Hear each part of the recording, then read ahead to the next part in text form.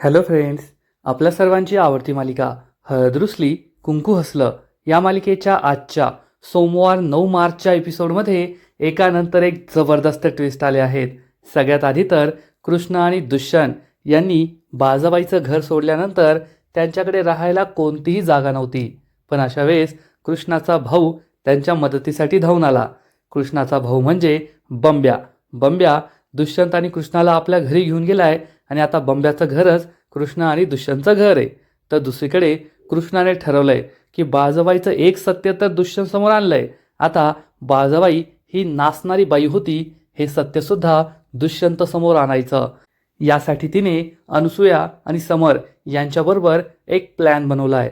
तर दुसरीकडे बाजाबाईने चक्क अनुसूयाला मार्केटमध्ये पाहिलंय आणि अनुसूयाचा पाठलाग केलाय, अनुसूयाला पकडलंय. जर बाजाबाई आणि अनुसूया एकमेकांसमोर आल्या तर मोठा गोंधळ होईल यात शंका नाही. मग हे सगळं घडलं तरी कसं हे जाणून घेण्यासाठी हा व्हिडिओ शेवटपर्यंत नक्की पहा. फ्रेंड्स, आजच्या एपिसोडच्या सुरुवातीलाच कृष्ण आणि दुष्यंत हे ज्या झाडाखाली झोपलेले असतात तेथेच गाढ झोपेत असतात आणि सूर्य उजडलेला असतो. सगळीकडे लख्ख प्रकाश पडलेला असतो आणि कृष्ण आणि दुष्यंत अजूनही गाढ झोपेत असतात आणि त्यांच्याजवळ चक्क बंब्या उभा असतो. बंब्या त्यांची राखण करत असतो. कृष्ण आणि दुष्यंत दोघे एकमेकांच्या मिठीत विसावलेले असतात.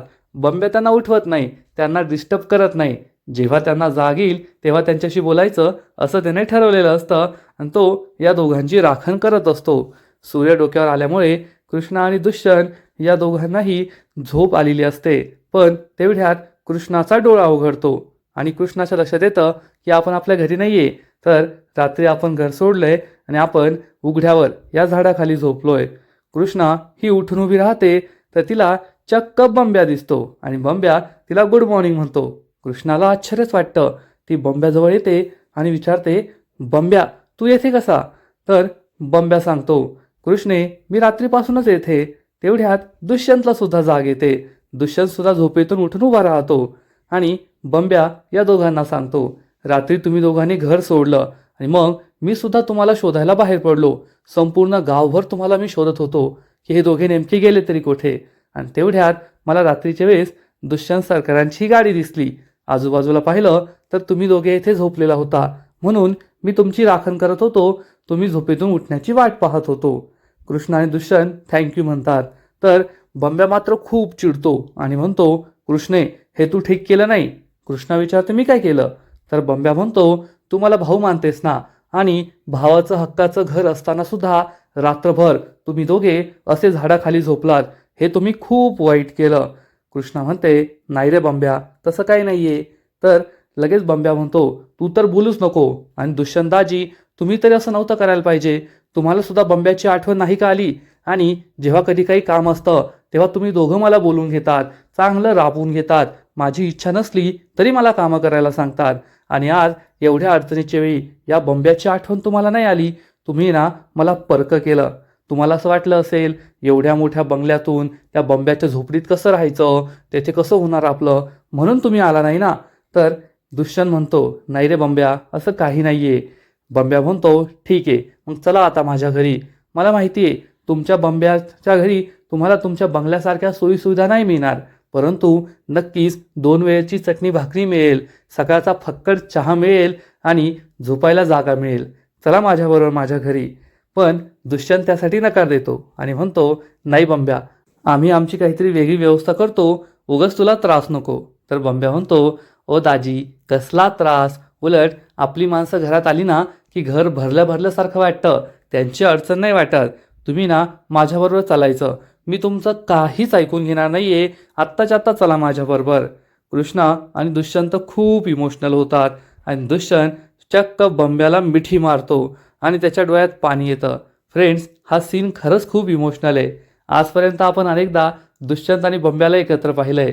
दुष्यंत बंब्याशी खूप उद्धटपणे वागत असतो, त्याच्याकडून कामं करून घेतो. पण आज आपली स्वतःची सख्खी आई, जिला मी देवी मानायचो, तिचा खरा चेहरा समोर आल्यानंतर, ती माझ्याशी असं वागल्यानंतर बंब्याचा आपल्याशी कोणतंही नातं नसताना तो आपल्याशी किती प्रेमाने वागतोय हे पाहून दुष्यंत चांगलाच इमोशनल होतो आणि बंब्या त्याला समजावून सांगतो, दाजी त्यात काय एवढं, तुम्ही इमोशनल होऊ नका. दुष्यंत त्याच्यापासून दूर होतो, डोळे पुसतो. कृष्णासुद्धा बंब्याला मिठी मारते, ती सुद्धा इमोशनल होते. आणि मग बंब्या म्हणतो, चला आता घरी जाऊन सगळे रडूया. आणि हे सगळेही हसू लागतात आणि बंब्याच्या घरी जायला निघतात. आणि थोड्याच वेळात बंब्या कृष्णा आणि दुष्यंतला आपल्या घरी घेऊन येतो. बंब्याचं घर म्हणजे एक खोली असते, सपराची खोली. आणि बंब्या हा बॅचलर असल्यामुळे त्याचे आई वडील भाऊ बहीण कुणी नाही आहे. बंब्या हा एकटाच आहे. त्यामुळे या घरची अवस्था खूप बिकट असते. सगळीकडे कपडे पडलेले असतात, लाकडाची मुळी पडलेली असते आणि तेथे बसायला बेड नसतो, खुर्च्या नसतं, काहीच नसतं. दुष्यंत आणि कृष्णा या घराकडे पाहत असतात. कृष्णा तर नक्कीच बंब्याच्या घरी आधी आलेली असेल आणि मग बसायला काहीच नसल्यामुळे लगेचच बंब्या विचार करतो, आता दुष्यंत सरकारनं बसायला काय द्यायचं, आणि तो एक पत्र्याचा डबा देतो. तर या डब्यावर खूप धूळ असते. दुष्यंत हे पाहतो, बंब्याला समजतं आणि बंब्या म्हणतो, अरे हो दुष्यंत सरकार, यावर तर खूप धूळ आहे. तो या पत्र्याच्या डब्यावर एक रग टाकतो आणि दुष्यंतला बसायला सांगतो. दुष्यंत त्या पत्र्याच्या डब्यावर बसतो, पण कृष्णाला बसायला काहीच नसतं. मग बंब्या तेथे दुष्यंतजवळ चटई टाकतो आणि मग कृष्णा या चटईवर बसते. बंब्या म्हणतो, तुम्ही दोघे पहिल्यांदा माझ्या घरी आला आहात लग्नानंतर. मी ना तुमच्यासाठी काहीतरी करतो, हा फक्कड चहा बनवतो. असं म्हणून बंब्या कृष्णा आणि दुष्यंतसाठी फक्कड चहा बनवायला चुलीजवळ येतो. म्हणजे हे जे बंब्याचं घर आहे, अगदी 70-80च्या दशकांमध्ये जशी गावातली घरं असायची तसं घर आहे. त्याच्या घरात गॅस वगैरे काही नाही आहे, चूल आहे. बंब्या हा एकटाच राहतो आणि तो एकटा असल्यामुळे त्याला कोणत्याही सोयीसुविधांची गरजसुद्धा नाही आहे. आणि गरीब असल्यामुळे त्याच्याकडे ते नाही आहे. टी व्ही वगैरे या गोष्टीसुद्धा त्याच्याकडे नसतात. आणि तो कृष्णा आणि दुष्यंतसाठी चहा बनवण्याचा विचार करतो. पण तेवढ्यात त्याच्या लक्षात येतं, अरे यार, आपल्याकडे दूधच नाही आहे. आणि तो या दोघांना म्हणतो, मी आत्ता आलो. तो बाहेर निघतो. कृष्णा दुष्यंतला सांगते, तो दूध आणायला गेला असेल. दुष्यंत त्याची वाट पाहतो. तर इकडे बाळजाबाई मात्र फुकटच्या पैशांवर चहा पीत बसलेली असते. आणि काल काय घडलं हे सगळं तिला आठवत असतं. कृष्णाने माझ्या पोटच्या लेकाला माझ्यापासून दूर केलं. आता तिचा काहीतरी बंदोबस्त करावाच लागेल. दुष्यंतला परत आणण्यासाठी काहीतरी करावंच लागेल, असा विचार बाळजाबाई करत असते. आणि तेवढ्यात बाळजाबाईला ढोलकीचा आवाज येतो. ढोलकी कोण वाजवतंय? बाळजाबाईच्या सगळ्या भूतकाळातील आठवणी जाग्या होतात. कारण बाळजाबाईसुद्धा अशाच ढोलकीच्या तालावर नाचायची. आणि आज ढोलकी कोण वाजवतंय हा प्रश्न बाळजाबाईला पडतो. आणि बाळजाबाई ही घराबाहेर येते आणि तिला दिसतं की चक्क आढळराव गळ्यामध्ये ढोलकी लटकून ढोलकी वाजवताय. अगदी तमाशात वाजवतात ना तशीच. बाळजाबाई हे पाहून खूप चिडते आणि आढळराव तिच्याकडे पाहतात. बाळजाबाईला पाहून त्यांनाही आनंद होतो आणि ते बाळजाबाईच्या चहू बाजूने गोल गोल फेऱ्या मारत मारत ढोलकी वाजवत असतात. आणि बाळजाबाई त्यांच्याकडे वाकड्या नजरेने पाहत असते की आता हे आढळरावांचं काय नाटक आहे. आढळराव खूप सुंदर ढोलकी वाजवतात. त्यांची ढोलकी वाजून होते आणि ते बाळजाबाईंना नमस्कार करतात. नमस्कार बाळजाबाई, अहो भाग्य आमचं, तुम्ही येथे आला आहात. अगदी तमाशामध्ये ढोलकी वादक जसं बोलतात ना तसंच आढळराव बोलत असतात. जसं काय बाळजाबाई तमाशात नाचत नव्हती, आढळराव सुद्धा तमाशावर ढोलकी वाजवायचे, असंच त्यांचं हे अवतार असतो. आणि आढळराव हे बाळजाबाईंना म्हणतात, तुम्ही या गावच्या खमक्या, धाडसी, या गावच्या कणखर पण कपटी, कचाक आणि दुष्ट बाई आहात. बाळजाबाईला खूप राग येतो. आणि तेवढ्यात मैनावती, दलपत, जयकांत तेथे येतात. आणि आढळराव म्हणतात, अरे वा, अहो भाग्य आमचं, ही माणसंसुद्धा आली का? आणि मग आढळराव सगळ्यात आधी बाळजाबाईचं कौतुक करतात. कौतुक करतात म्हणजे बाळजाबाईला शाल जोडीचे चांगलेच फटके लगावतात. आणि एकदम तमाशा स्टाईलमध्ये ढोलकी वाजवत वाजवत आढळराव हे बाळजाबाईबद्दल, बाळजाबाई कोण आहे, बाळजाबाईची ओळख करून देतात. बाळजाबाई ही कणखर आहे, धाडसी आहे, पण त्याच वेळेस दुष्ट, कजाग आणि कपटीसुद्धा आहे, असं आढळराव म्हणतात. बाळजाबाईला खूप राग येतो. आणि दलपत म्हणतो, दादा हे काय बोलतोयस तू? तर आढळराव चिडून म्हणतात, दादा बिदा नाही म्हणायचं, नाताने जोडायचं, तू कोण नाही आहे माझा. आणि मग आढळराव म्हणतात, आता या बाकीच्या सगळ्यांची ओळख मी करून देतो. सगळ्यात आधी आढळराव दलपत जवळ येतात आणि म्हणतात, हे आहेत दलपत शेठ, आमचे सख्खे लहान भाऊ, परंतु पैशाच्या हव्यासापोटी बनले आहेत बाजाबाईच्या ताटाखालचं म्याऊ. दलपतला खूप राग येतो. मैनावती आणि जयकांत सुद्धा चिडतात आणि मग आढळराव जयकांतचं ओळख करून देतो की जयकांत हा तालमीत जाऊन खाऊन पिऊन धष्टपुष्ट झालाय, पण आपल्या बेताल वागण्यामुळे तो बाजाबाईची मजुरी करतो, हुजुरी करतो आणि गावामध्ये चांगलाच बदनाम झालाय. दलपत आणि जयकांत या दोघांचं अगदी योग्य वर्णन आढळरावांनी केलेलं असतं, त्यामुळे या दोघांना खूप राग येतो. पण आढळरावांसमोर बोलण्याची त्यांची काही हिंमत होत नाही.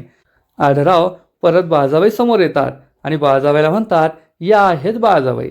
बाजाबाईंनी या संपूर्ण गावावर आपलं साम्राज्य प्रस्थापित केलंय.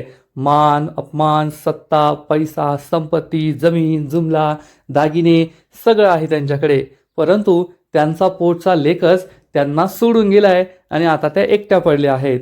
आणि त्यांना असं वाटतंय की ही जी पिलावळ आहे ना ती त्यांची साथीदार आहे, म्हणजेच दलपत जयकांत आणि मैनावती. पण आढळराव हे बाजाबाईला काव्यात्मक रूपात सांगतात की ज्या दिवशी तुमच्याकडे हा पैसा सत्ता नसेल ना, त्या दिवशी ही पिलावळच सगळ्यात आधी तुमच्या डोक्यात धोंडा घालेल. तुम्हाला टोची मारायला ते तयार आहे आणि तुम्हाला कसा धोका देतात ना ते तुम्ही पाहतच राहा. पण बाजाबाईला ते सगळं माहीत असतं. आढळराव हे बाजाबाईला सांगतात, बाजाबाई तुम्ही आता एकट्या पडल्या आहात, कारण आयुष्यभर तुम्ही स्वार्थीपणाने वागलाय, आयुष्यभर तुम्ही दुसऱ्याला त्रास दिलाय. त्यामुळे अशा स्वार्थी माणसाला आयुष्याच्या शेवटी का होईना या सगळ्या पापांची फळं भोगावीच लागतात. जे इथं केलंय ना ते येथेच भोगावं लागतं. फ्रेंड्स, या सीनमध्ये आढळरावांची जी भाषा आहे ना ती खूप भारी आहे. अगदी तमाशात जसं बोलतात काव्यात्मक रूपात तसंच ते बोलतात आणि बाजाबाईला तिच्या भूतकाळाची आठवण करून देतात. बाजाबाई खूप चिडते आणि आढळराव चक्क गुलाल हातात घेतात आणि बाजाबाईच्या चेहऱ्याला गुलाल लावतात आणि म्हणतात, आता शेवटचं काव्य, होळी रे होळी पूर्णाची पोळी. आणि बाजाबाईच्या साम्राज्याची आता होणार राख रांगोळी.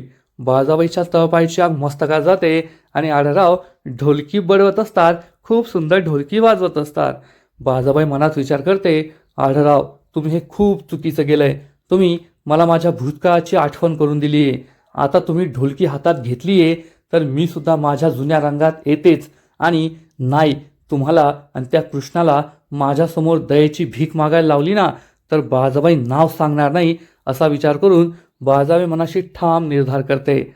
आता तसं पाहायला गेलं तर या सगळ्या बाजाबाईच्या पोकळ धमक्या आहेत, कारण जेव्हा दुष्यंत हा कृष्णाच्या बाजून नव्हता, त्याला बाजाबाईचं सत्य माहीत नव्हतं, तेव्हा सुद्धा कृष्णाने या बाजाबाईची चांगली जिरवली आहे.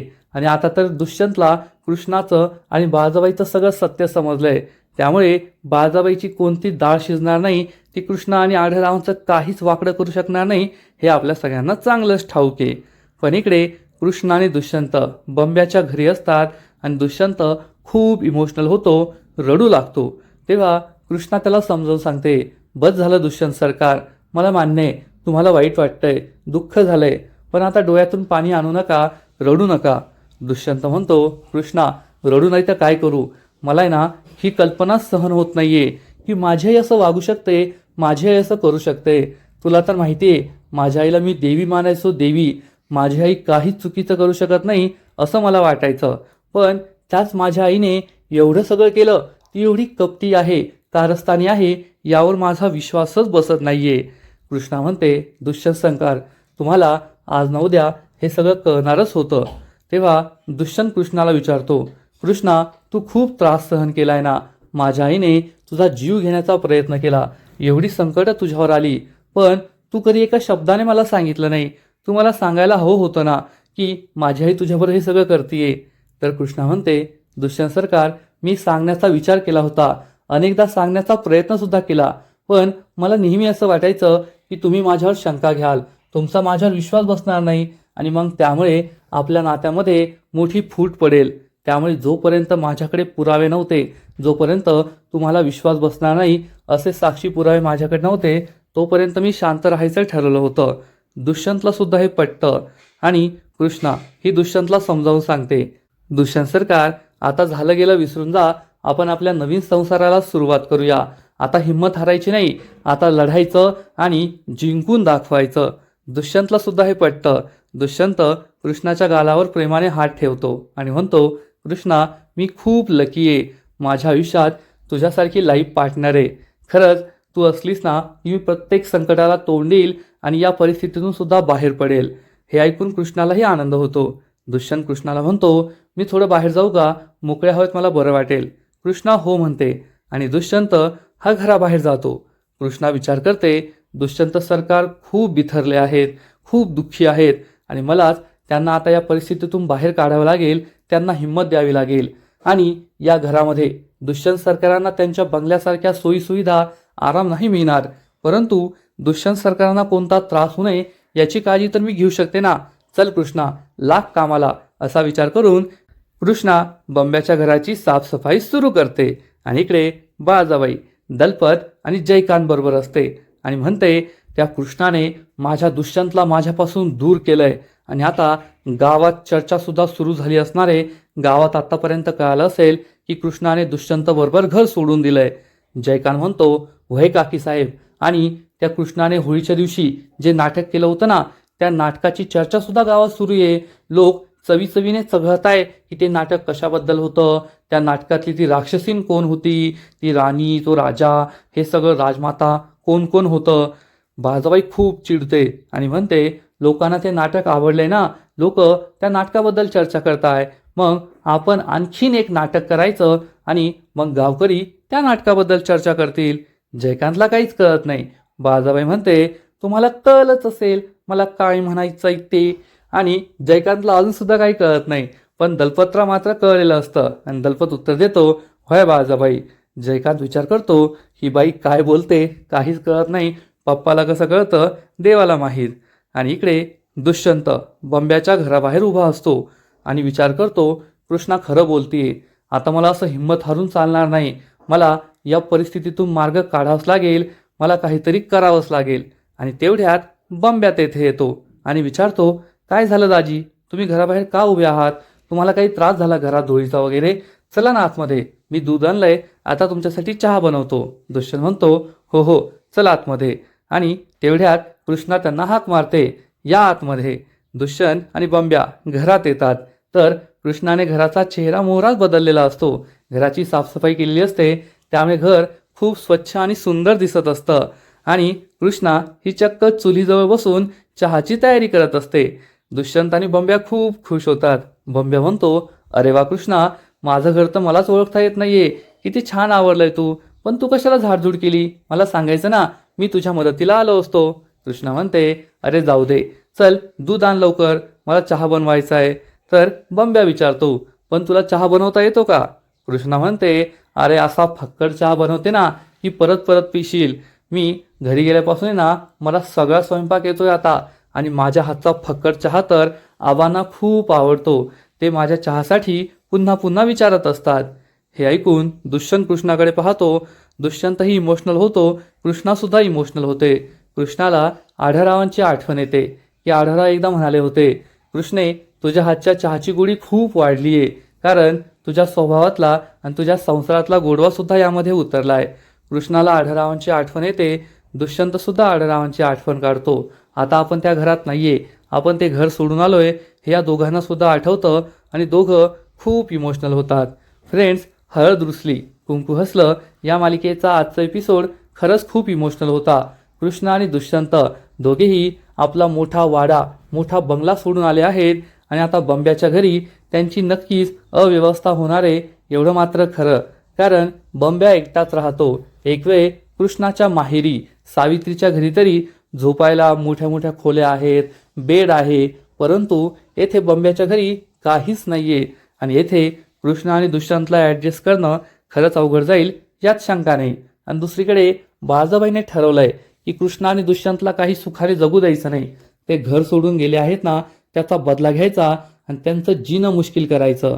मग बाळजाबाई पुढे काय करणार, दुष्यंत आणि कृष्णाचं बंब्याच्या घरी कसं स्वागत होईल, त्यांचं राहणं हे सोयीस्कर असणार, सुखकर असणार की नाही, हे सगळं पाहणं खूप इंटरेस्टिंग असेल. तर फ्रेंड्स, आजचा एपिसोड तर भारी होता, पण या मालिकेचा पुढील एपिसोड आणखीन भारी असणार आहे. आणखीन मोठा ट्विस्ट त्या मालिकेत येणार आहे. मग नेमकं घडणार तरी काय? पुढील एपिसोडमध्ये आपण पाहू की दुष्यंत चक्क बंब्याचा शर्ट घालणार आणि या शर्टमध्ये तो वेगळाच दिसत असेल. म्हणजे नेहमी रांगणे पाटलांचा एकुलता एक वारस दुष्यंत सरकार हा एका वेगळ्याच अवतारात असतो. परंतु आता तो एक साधा गावकरी झालाय, ज्याच्याकडे काही नाहीये, तो खूप गरीब आहे. आणि त्याचा हा अवतार पाहून तुम्हाला सुद्धा विचित्रच वाटेल. परंतु दुष्यंत मात्र विचार करेल की नाही, आता रडून नाही तर लढून जिंकायचं आणि आपल्याला आता काहीतरी करावंच लागेल. कृष्णाने माझ्यासाठी एवढं काही केलंय, मला सुद्धा कृष्णाला साथ द्यावीच लागेल. मग दुष्यंत आता काय विचार करणार? कदाचित दुष्यंतकडे आता काहीच राहिलं नाहीये. दुष्यंत हा पुन्हा एकदा शहरात जाऊन नोकरी करण्याचा विचार करू शकतो, किंवा मग गावातच राहून गावकऱ्यांचं भलं करायचं, बाळजाबाईच्या अत्याचारापासून गावकऱ्यांना वाचवायचं, असं सुद्धा दुष्यंत ठरवू शकतो. आणि त्यासाठी एकतर तो स्वतः निवडणुकीत बाळजाबाई विरुद्ध उभं राहील, किंवा मग कृष्णाला सुद्धा उभं करू शकतो.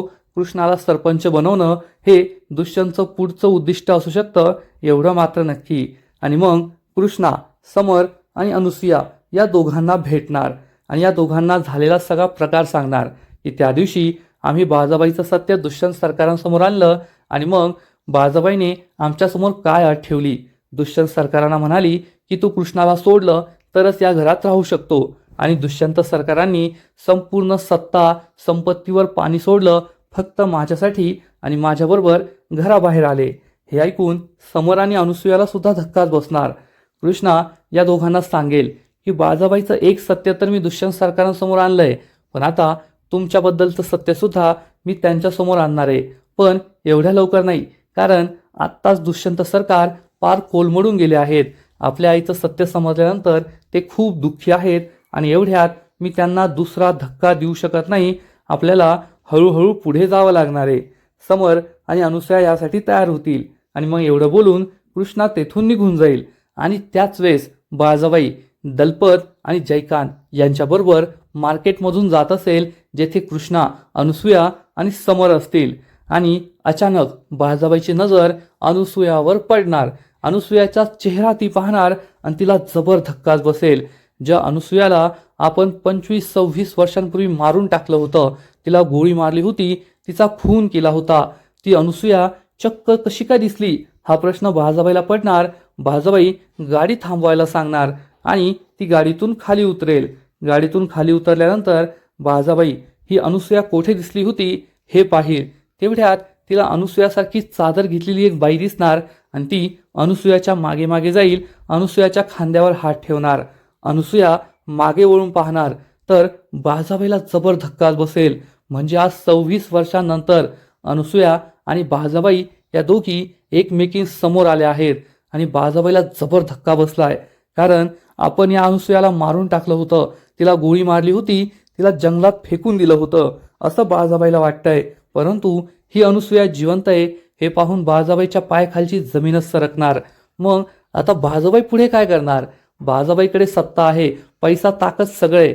मग बाळजाबाई अनुसूयाला किडनॅप सुद्धा करू शकते, तिला डांबून ठेवू शकते, किंवा तिला पुन्हा एकदा मारण्याचा प्रयत्न सुद्धा करू शकते. पण आता अनुसूया एकटी नाहीये, समर आणि कृष्णा तिच्या पाठीशी आहेत. मग अनुसूया भारी पडणार की बाळजाबाई तिचा डाव साधणार? हे सगळं पाहणं खूप इंटरेस्टिंग असेल. तर फ्रेंड्स, तुम्हाला सुद्धा हळद रुसली कुंकू हसलं ही मालिका आवडते ना? या मालिकेत सध्याचे ट्विस्ट येत आहे ते आवडताय ना? नक्कीच कमेंट करून सांगा. आणि या मालिकेचे असेच नवीन नवीन एपिसोड, नवीन नवीन अपडेट सर्वात आधी जाणून घेण्यासाठी व्हिडिओला लाईक करा, शेअर करा, चॅनलला सबस्क्राईब करून बेल आयकॉनवर क्लिक करा. म्हणजे या मालिकेचे नवीन नवीन एपिसोड तुम्हाला सर्वात आधी पाहायला मिळतील. खूप खूप खूप धन्यवाद.